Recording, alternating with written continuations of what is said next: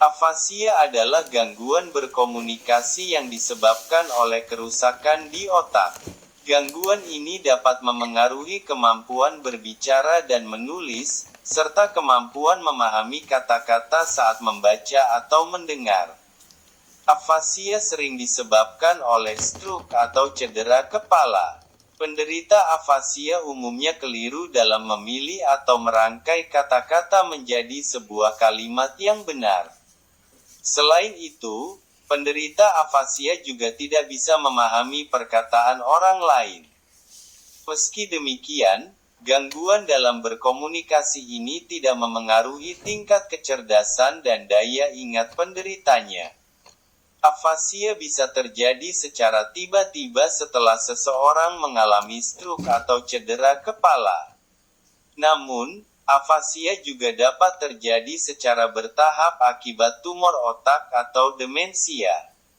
Afasia bukan merupakan suatu penyakit, melainkan gejala yang menandai adanya kerusakan di bagian otak yang mengatur bahasa dan komunikasi. Salah satu penyebab kerusakan otak yang paling sering memicu afasia adalah stroke. Saat terserang stroke, tidak adanya aliran darah ke otak menyebabkan kematian sel otak atau kerusakan di bagian otak yang memproses bahasa. Diketahui sekitar 25-40% penderita stroke menderita afasia. Selain stroke, kerusakan otak akibat cedera kepala, tumor otak, atau infeksi di otak atau ensefalitis, juga bisa menyebabkan afasia. Dalam kondisi tersebut, afasia biasanya disertai dengan gangguan daya ingat dan gangguan kesadaran. Penyakit yang menyebabkan penurunan fungsi sel-sel otak, seperti demensia dan penyakit Parkinson, juga dapat menyebabkan afasia.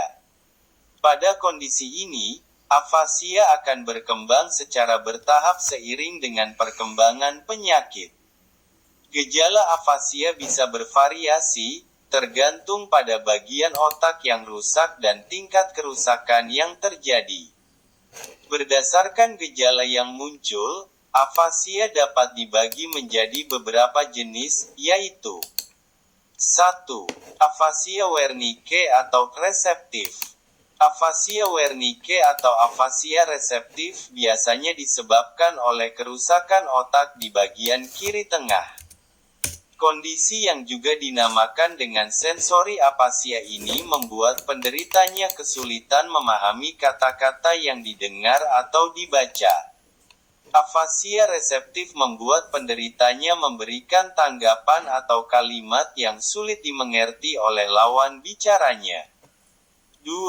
Afasia Broca atau ekspresif. Pada afasia Broca atau afasia ekspresif, penderita tahu apa yang ingin disampaikan kepada lawan bicaranya, tetapi kesulitan untuk mengutarakannya.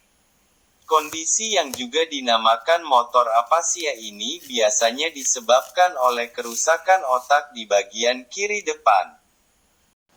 3. Afasia global. Afasia global merupakan afasia paling berat dan biasanya terjadi ketika seseorang baru saja mengalami stroke.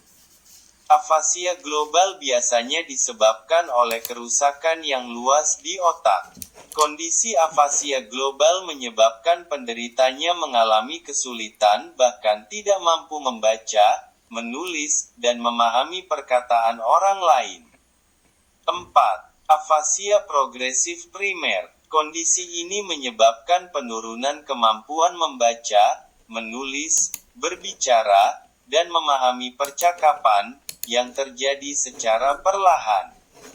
Afasia progresif primer jarang terjadi dan sulit ditangani. 5. Afasia anomik. Penderita afasia anomik atau anomia seringkali mengalami kesulitan dalam memilih dan menemukan kata-kata yang tepat ketika menulis dan berbicara. Karena afasia merupakan gejala dari kondisi yang lebih serius, segera lakukan pemeriksaan ke dokter jika Anda mengalami gejala-gejala di atas. Pemeriksaan dokter diperlukan untuk mencegah kondisi semakin memburuk dan mencegah komplikasi. Diagnosis afasia diawali dengan tanya jawab seputar gejala yang dialami pasien, serta riwayat kesehatan pasien dan keluarganya. Selanjutnya, dokter akan melakukan pemeriksaan fisik secara menyeluruh, termasuk pemeriksaan sistem saraf. Untuk memastikan diagnosis, dokter akan melakukan pemeriksaan penunjang, seperti: pertama, penilaian komunikasi. Pemeriksaan ini bertujuan untuk mengukur kemampuan pasien dalam menulis, membaca, berbicara, memahami percakapan, dan ekspresi verbal. Kedua, pemindaian otak. Pemindaian dilakukan untuk mendeteksi kerusakan di otak dan tingkat keparahannya. Pemindaian bisa dilakukan dengan MRI, CT scan, atau positron emission tomography atau PET scan. Jika kerusakan otak tergolong ringan, afasia dapat membaik dengan sendirinya.